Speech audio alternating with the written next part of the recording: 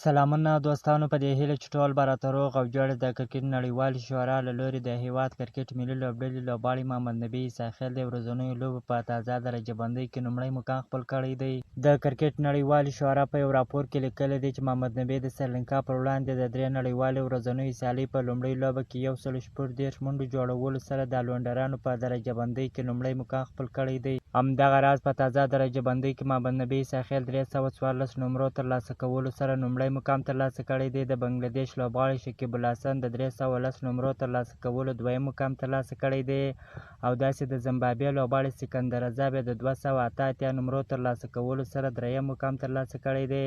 راشد خان بیا د 255 نمرو ترلاسه کولو سره څلورم مقام ته راغلی دی. د یادونې وړ چې محمد نبي عیساخیل په ورځنیو لوبو کې له دې مخکې هم د بنگلادیش لوبغاړي شکیب الحسن څخه لومړی مقام خپل کړی و، خو بیا شکیب الحسن لومړی مقام خپل کړ، محمد نبي دویم مقام ته غورځېدلی و، خو دا ځل بیا محمد نبي عیساخیل ثابته کړله چې لومړی مقام خپل کړي. که غواړئ د کرکټ په اړه باندې تازه او مهمو معلوماتو څخه ځان خبر کړئ نو حتما زموږ پیج درسره فالو، چینل درسره سبسکرایب کړئ. د نورو تازه معلوماتو لپاره زموږ سره اوسئ. تر بلې ویډیو پورې د الله په امان.